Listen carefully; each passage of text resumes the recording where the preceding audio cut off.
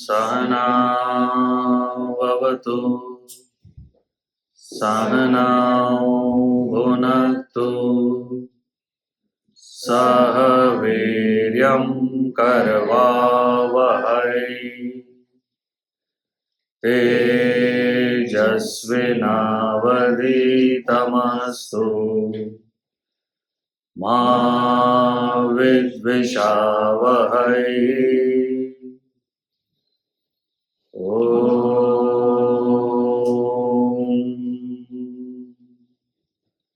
Shanti, Shanti, Shanti.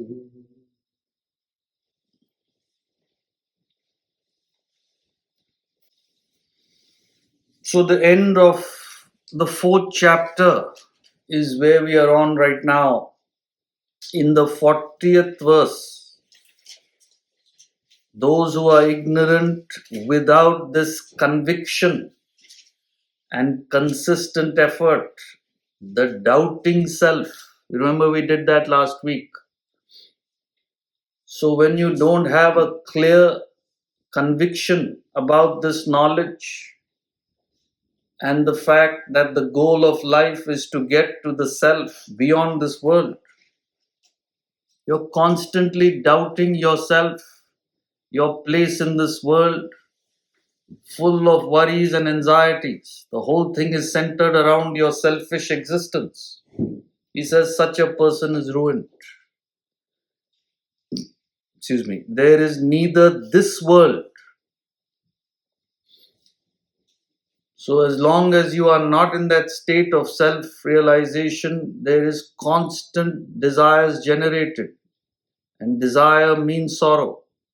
So you will never enjoy your present because your mind is agitated for more and more. And that agitation prevents you from functioning effectively also. To the extent you're agitated, your mind can't focus on the current action. So you don't achieve success in the future, nor the happiness of enlightenment, the ultimate state of enlightenment. All three you are denied. Versus a person who is committed to the spiritual path, no doubt it's a little difficult in the beginning because you're fighting your mind, which you have never fought all your life. So it's a little difficult in the beginning. Once you get used to it, you experience that peace, and that peace helps you function better with clarity in this world. You are successful in whatever field you take up. And slowly, steadily, you move towards the ultimate enlightenment. Now, what else you want? This is how life should be led. So, Vedanta is only teaching you how to get what you want, which is peace, success, enlightenment. Otherwise, it's a disaster, which is what you see everywhere. And then 41, he says, the path. So when you have this higher knowledge, your doubts are rent asunder, samchinna, samshayam. You cut all these doubts and agitations. You have a clear path in life. You're poised in the self. Your whole focus is to get to the self. Actions don't bind you. Doesn't matter what you do in the world, you will not get caught up. You will not get more attached, more involved.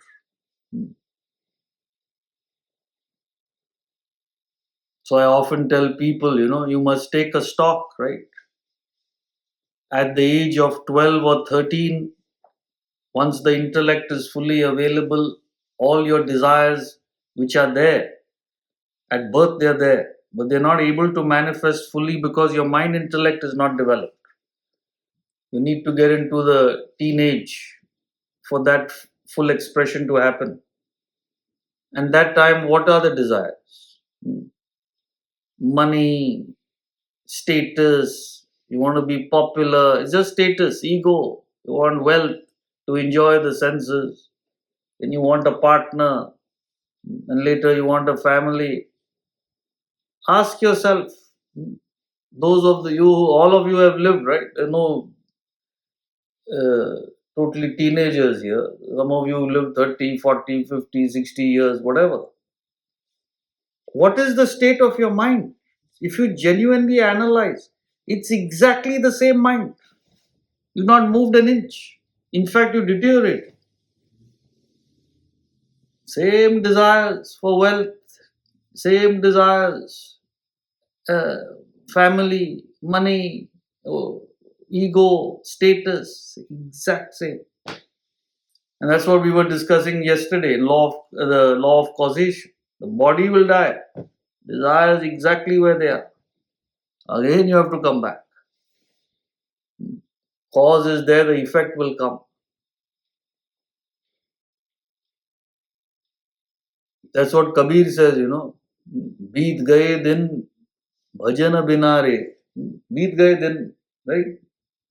Most of my life is done without thinking of the self. Balavastha khel gavayo. He says, when I was a child, I wasted the whole time in play. Jab yauvan tab maan ghanare. When you're a youth, too much ego. I can do this. I will achieve that. Don't tell me what to do. I am the master of my life. Hey, shut up. It's the fights with the parents, fights with everybody. Get lost. Man ganare. That's it. That is youth. That ego, arrogance of youth. Jab yauvan tab maan ganare, he says. Lahe karan mool gavayo. Now, because of these desires, most mool means the major portion of life is gone. Aju na gayi man ki trishna re. Same desires.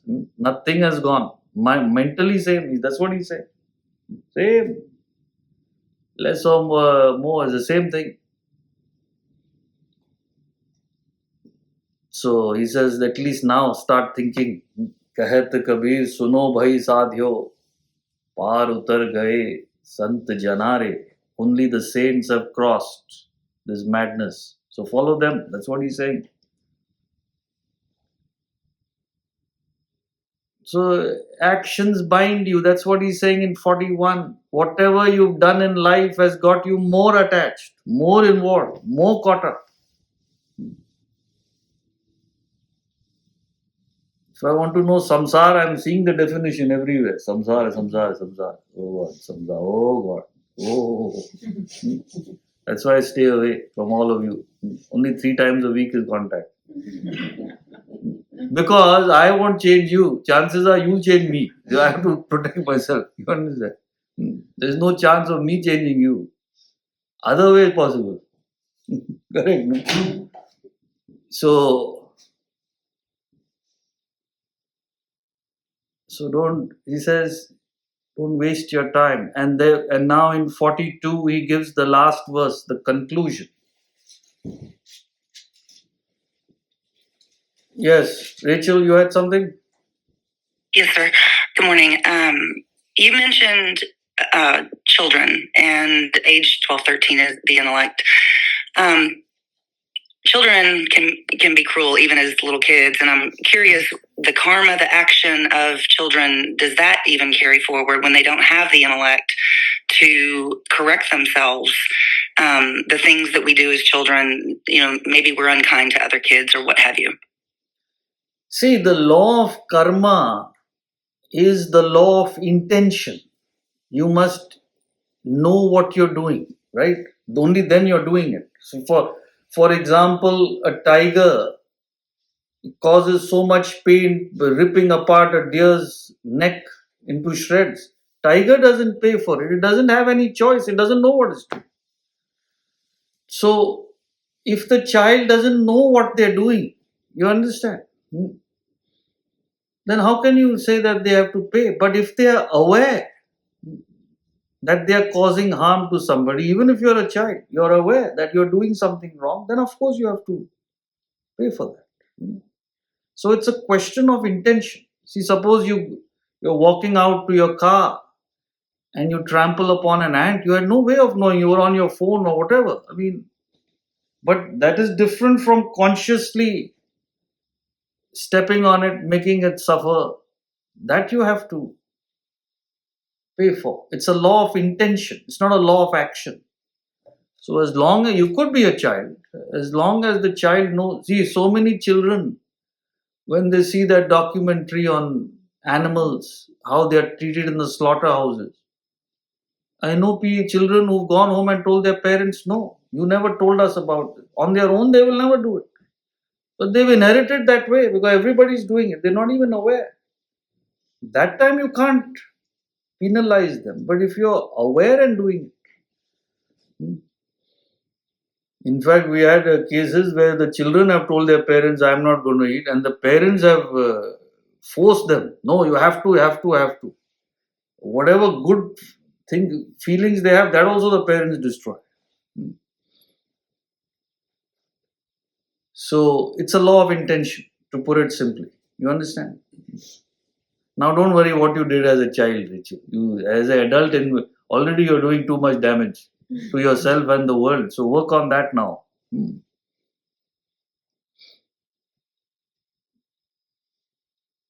It's ignorance. I think there's an English poet who writes this poem, about a group of kids who's walking along a path, and one of them sees a bird's nest in the tree, and they say, bird's nest, bird's nest, bird's nest, and they one takes a stone and tries to hit it, right? These kids. And then the other says, oh, you didn't hit it, now we'll hit it. And they all hit it because so many of them are throwing stones. And the bird's nest falls, and all the eggs that were there, they break open, right? And they look at it, and the poem is, they just walk away whistling, like kids. And the mother bird comes and sees, whole thing is devastated. The children are all dead. Now the little kids, now you can't expect them to know what they're doing. They don't understand. It's just a sport. But if you're aware what you're doing as you grow up, whenever that awareness comes, it's different in different kids also. One of the kids can say, why are you guys doing this? I'm not going to do it. That kid is more mature. That person, if that fellow does it, then he's got to pay. So he knows what he's doing. It's clear? 42. तस्मादज्ञानसम्भूतं कृत्स्थं ज्ञानासिनात्मनः चित्वैनं संशयं योगम् आतिष्ठोत्तिष्ठ Bharat.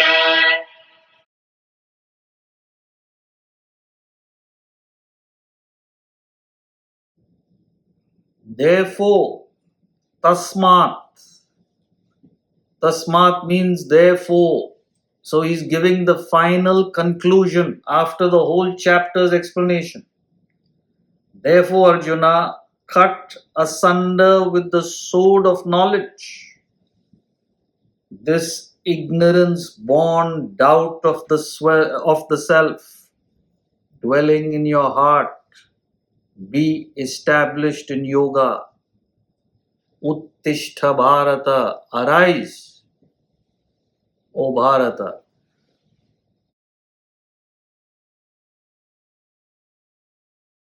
So he's talking now the language of a warrior. See, Arjuna is a warrior. He's been a soldier all his life, a fighter, the prince. So he's appealing to Arjuna in that language, that the real enemy is within you. It's your own mind. This ego and egocentric desires residing in everyone's mind. That is the enemy. So, how do you destroy these enemies? Only through knowledge. The sword of knowledge, he says. Jnana Sina. So, as we have been constantly talking about, the only way to overcome the lower desires is by understanding what is higher. Only when your foot is on the higher rung of the ladder, you can get rid of the foot on the lower rung. You have something to catch on to. Right? So, as you understand what this glory of the self and this spiritual life is, obviously you will lose the value for the world. This is how you grow. So he's talking about that. There's no other way. Remember in the 38th verse he said, there is no purifier like knowledge. You can't. Bhaji Govindam also he says, Jnana Vihina Sarvamatena Muktim na bhajati Janma Shatena. Without knowledge, how can you gain liberation? Even in 100 lives you won't. Arise, O Bharata. So get established. Yoga means the union with the self. Get established in this path through knowledge. And this ignorance which is dwelling inside for so long, for lives, can all go. So very powerful, inspiring verse that you have to, the battle is within.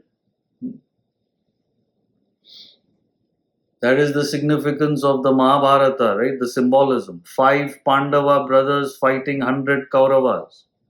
The 5 are righteous, 100 are unrighteous, selfish. This is the proportion. You have few positive desires, mostly selfish, negative desires. But the 5, the few positive, they have higher quality, even though the negative have higher quantity. So don't worry. What did the Pandavas need to do? They had to take guidance from Lord Krishna, means knowledge of the self. As long as your positive tendencies are guided by the right knowledge, they will overcome the negative. There's no question. So problem is there's no knowledge. The whole world you find, it's a desert. There's no knowledge at all. There's only outward structures and buildings. Spirituality is very, very surface outside. There's no real understanding of the self, which is necessary. Arise, O Bharata. This is taken from the Upanishads. Uttishta, Jagrata. That's how the Upanishads talk. Wake up. Don't sleep.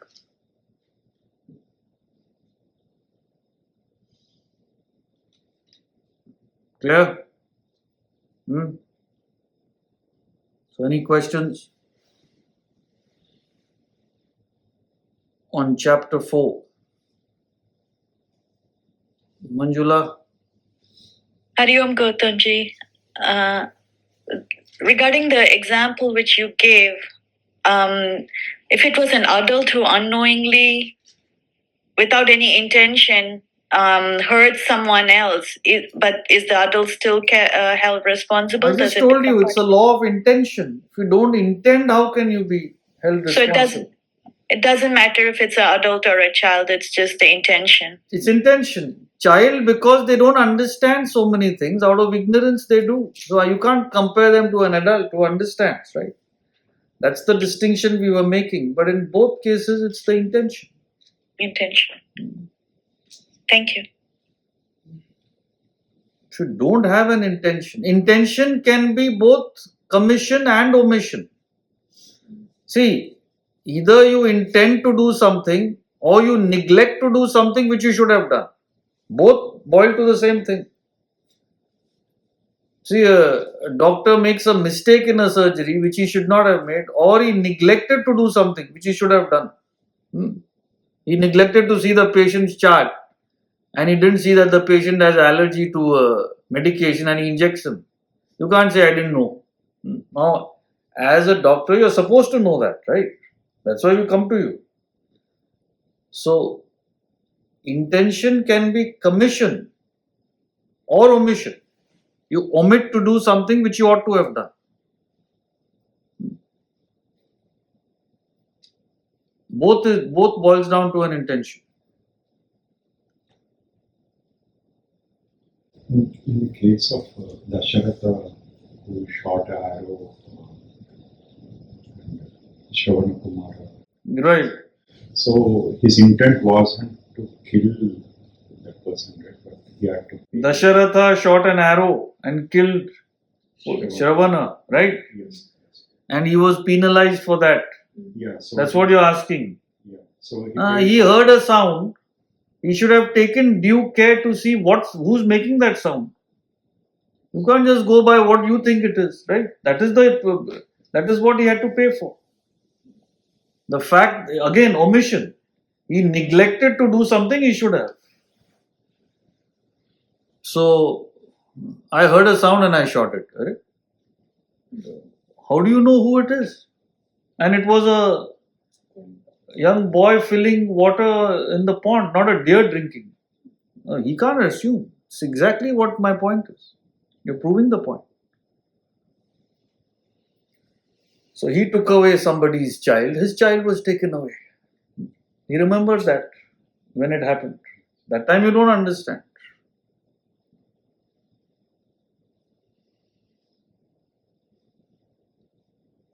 So somebody asked, what is this curse and boons and all that in the Puranas? So for the people who can't understand philosophy, they put it in that way.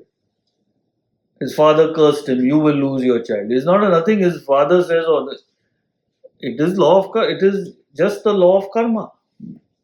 A person with the perception can see what's going to happen. It's like a person going on eating junk food morning, noon, night, and the doctor says, I curse you, your health will go. Your blood pressure is going to go up. Right? It's cause and effect. It's not, but it's put in the form of a curse or a boon or whatever. It's just cause and effect. Now don't start looking at the story every time asking me, this story, what happened, that story. You must understand the principle. There are hundreds of stories like that.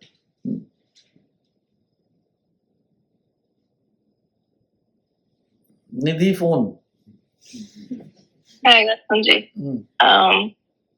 This might be a stupid question, but when sometimes there's ant infestation in your house, now you can let it live, but you have to kill it, so you're incurring bad karma. So how do you deal with it? You have an ant infestation. Yeah. Yes, it's a common question people have. So it happened to me also here.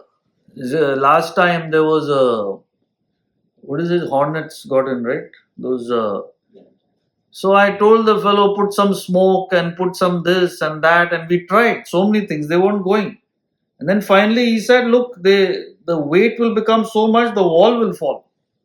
It's happened in so many homes. So unfortunately we had to put in the medicine, something which I don't do at all. But sometimes you have to. Again, intention. You don't want to.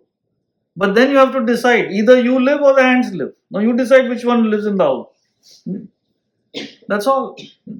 So, see, it's like saying, I ate breakfast, so many bacteria are being killed by my stomach. Now either you live or the bacteria live inside you. You decide. So Vedanta is not against. That's why ahimsa is not non-killing. It is not wanting to kill. And taking advantage of this weakness, invasions after invasions in India for thousands of years, and looted everything. Because the invaders knew these fellows are all weak.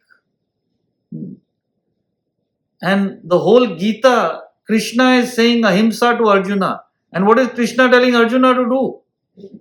Kill his own family. Still people don't understand. Imagine the absurdity. How absurd it is. And they quote the Gita. Gita says ahimsa. Right? What else is he telling him to do?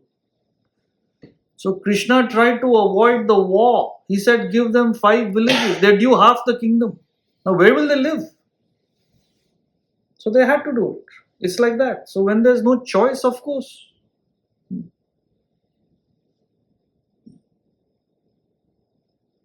So this is where you have to use your intellect and understand. You don't intend.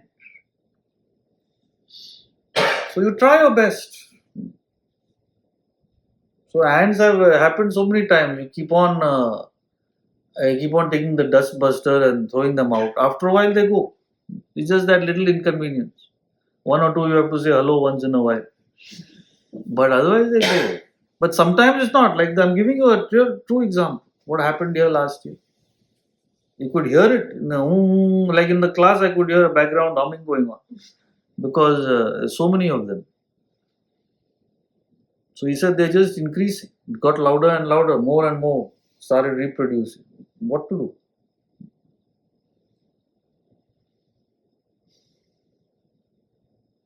Again, intention. Got it?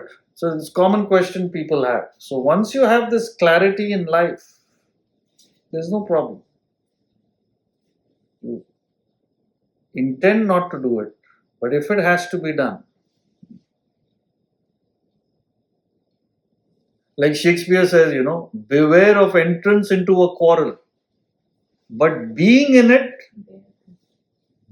make sure the opponent bewares of thee. It's like he's saying, beware of getting into a boxing match. Why should you go and get it? But once you decide to go, then box. No. You go into the match and say, now box me. Ahimsa. No. It doesn't, there's no thinking at all. So you try and avoid. But if you get into it, give it your full shot. Then what is the problem?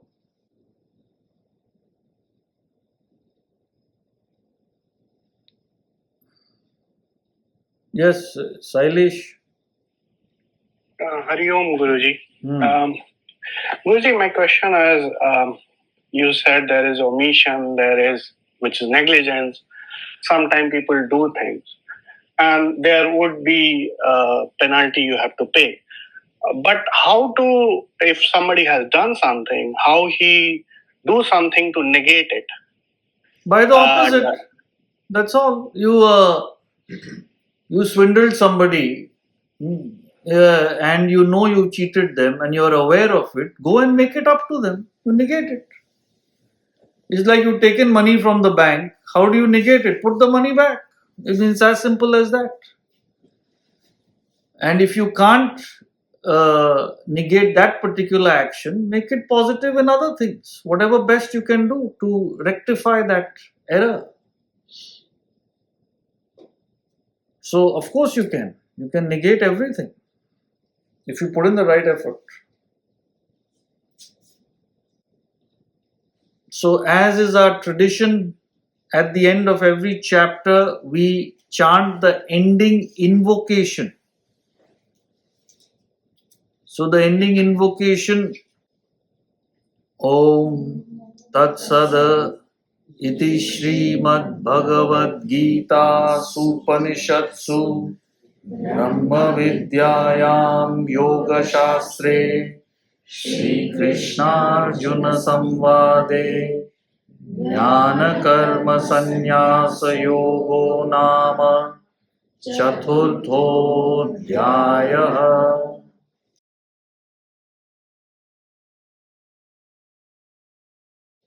Om Tat Sat, Om, that is real, Tat, that, Sat, reality. Thus, in the Upanishads of the glorious Bhagavad Gita, Brahma Vidya, the science of the eternal, Yoga Shastra, the scripture of yoga, the dialogue between Sri Krishna and Arjuna, ends the 4th chapter, titled The Yoga of Renunciation of Action in Wisdom. So Brahma Vidya, the science of Brahman, what I wanted to point out is, those of you who are not aware, Vedanta is science. It's the science of the self. It doesn't belong to a religion or a person or persons. It's a massive contribution of galaxies of sages and saints over millennia. That's why it's so powerful.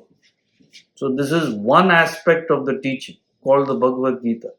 So he says in the Upanishads. So he's linking the Bhagavad Gita. Those days there had to be a continuity. The Upanishads are the primary authority of Vedanta in the Vedas. And the Gita was written much later. So he calls it the Upanishads of the Bhagavad Gita. Means explanation of the Upanishads is the Gita. First verse. Bhagavan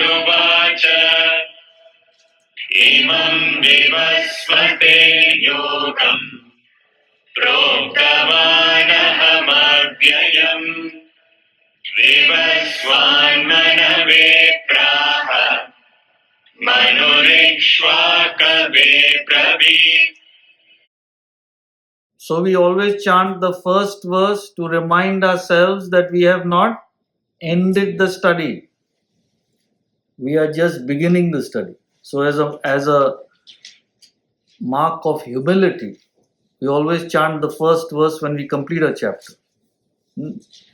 Because if any of you say, 4th chapter I have understood, then you didn't understand anything they would say. Because I tell people, the only time you've understood Vedanta is when you're enlightened. Then you can say, I've understood what this knowledge is. So you have to keep on going back, deeper and deeper.